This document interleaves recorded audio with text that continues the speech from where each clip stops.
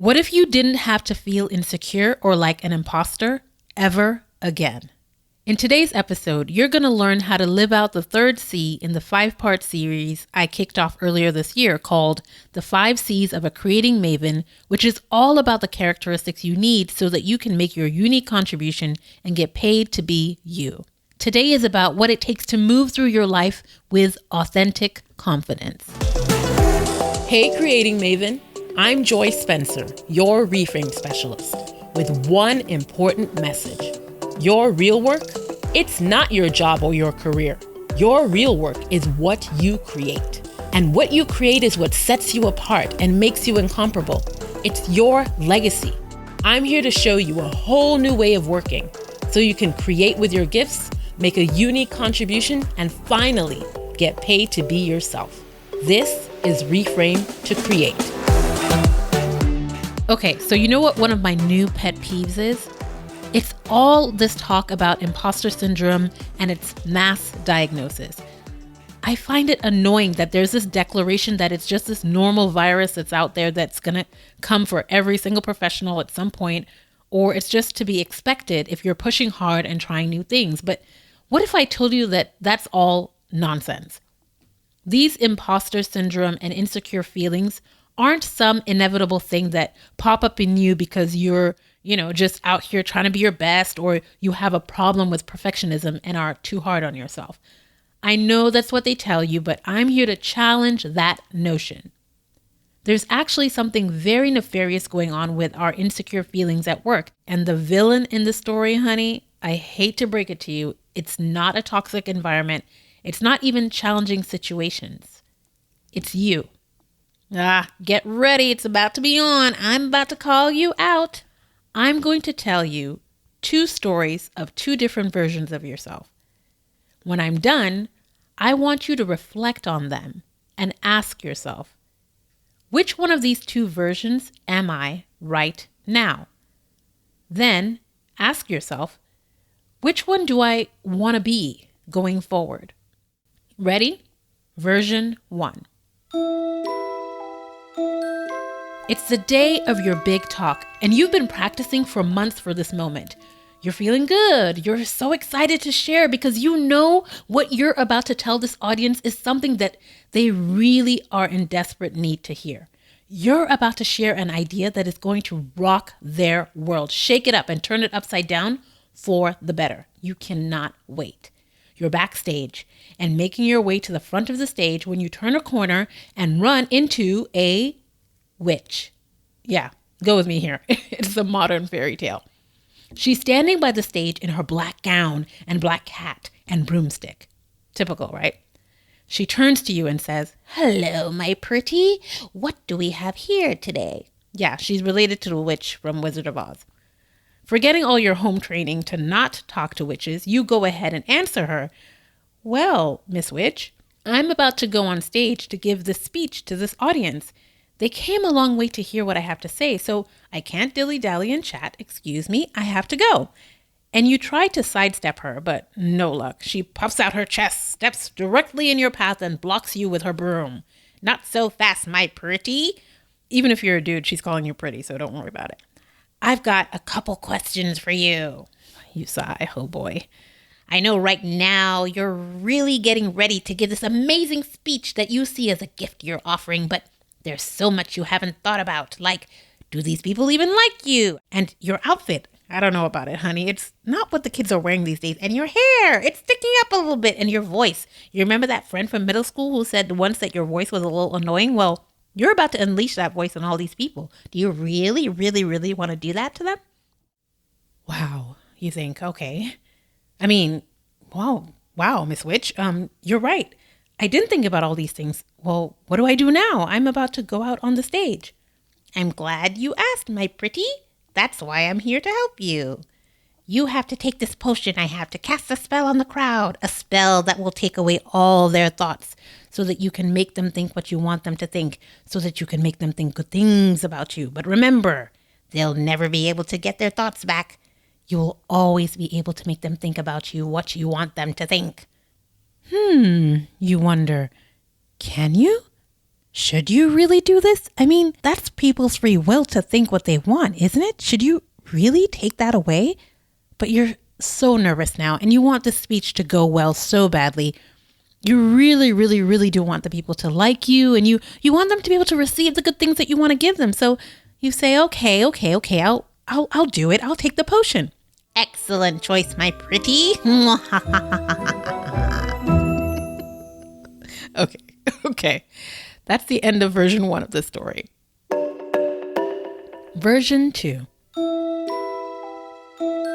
It's the big day of your big talk, and you've been practicing for months for this moment. You're feeling good, and you're so excited to share because you know that what you're about to tell this audience is something that they really are in desperate need to hear, and you're about to share an idea that's going to rock their world, shake it up, and turn it upside down for the better. And you can't wait. You're backstage, and you're making your way to the front of the stage when you turn a corner and run into a witch in her black gown and black hat and broomstick. She turns to you and she says, "Hello, my pretty. What do we have here today?" Sounds familiar? "Well, Miss Witch, I'm about to go on stage to give a speech. What do you want?" "Not so fast, my pretty. I've got a question for you. I know you think you're about to give this amazing speech, but have you thought about, do these people even like you? And, what are they going to think about your speech?" And you think, oh, wow, well, I guess I hadn't really thought about that. But I am about to go on stage, so I don't know if I have much time to have this conversation. And she's like, "No, wait. You have to take this potion, and it will help you cast a spell on the crowd, a spell that will take away all their thoughts, so that you can make them think what you want them to think about you, so that you can make them think good things about you. But remember, they'll never be able to get their thoughts back." And that's when you say, no thanks, I'm good. What people think is their right.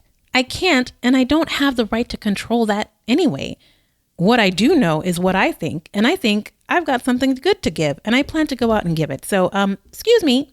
And you push past her and dash out onto the stage, and you give your talk. And you don't die. Because nobody kills you. The end. Okay, so let's talk about these two versions of you and what is going on with them. I think you know that the witch in the story isn't actually a witch, but your own thoughts. And to be exact, these are very specific types of thoughts. These are thoughts in your head that are all about poking around to figure out what other people have going on in their heads. Specifically, what they have going on in their heads about you. And what I'm pointing out with this illustration is that this is the root of your insecurity problem. This peering in or attempt to peer in to the minds of other people. It's the problem because what you are doing is actually boundary crossing. Yes, villainous, witchy stuff. This desire to know, this wondering, this pondering about, and even trying to control other people's thoughts about you is so commonplace that we think it's perfectly acceptable. We don't notice that it makes us sick. That's what those nerves are. That's what that imposter syndrome feeling is. It's the consequence of stepping over a boundary. The cost of crossing this line is feeling a sense of loss of control and confidence, because venturing into another person's mind is like venturing into a dark, haunted forest. It is scary, and really, truly, you don't need to be there. You have no business being there. When we do this, instead of other people and life and society raising the alarm and yelling loud at us saying, no, step away from the edge, that doesn't happen. Instead, we get coddled in this type of thinking. It's normalized. We accept it. Other people accept it. We shrug it off as something that just is, instead of running from it like the poisonous snake that it is. But when you stay in your own lane, in your own mind, when you mind your own business and your own thoughts, when you're not trying to be in other people's thoughts about you, you're on solid ground. And you leave room. You leave room for other people to share their thoughts with you if they choose. But whether they do or not, whether those thoughts about you are good or not, once they're shared, you're good. When you stay in your own body, you'll find that you keep your confidence. And that's my definition of confidence. That is what authentic confidence is, staying in your own body. It means you're aware of and stay with your own thoughts. You're not jumping into other people's heads and bodies. You're not doing the whole, what does that person think about me? Let me see if I can figure it out by the look on their face. Or even worse, if I do this, maybe they'll respond this way. If I do that, maybe they won't think this or that about me. Know what that is? That's the controlling. That's controlling. You're trying to control other people in a very ineffective way, mind you, very ineffective, but still you're trying to control them. And no wonder you feel out of control and off balance and insecure. Other people's thoughts are their business. The price of crossing this line is the loss of your sense of confidence. If you're going to keep your confidence or get it back, you need to take Tracy Ellis Ross's advice and change your gaze from how you are being seen to how you are seeing. This is your reframe. The next time you feel a loss of confidence, I want you to stop and question yourself. Is that little witch in your head talking again? Has she got you trying to cross boundaries into other minds? Are you trying to control other people with your actions or inactions? Trying to control their thoughts of you, their perceptions of you, or their feelings? Every time you feel the inevitable anxiety that follows these thoughts, instead of accepting this whole scenario as the way things are for you, I want you to see it for what it is. It's a signal that you're out of line. You are not minding your business. You are trying to control others. You are out of your designated lane.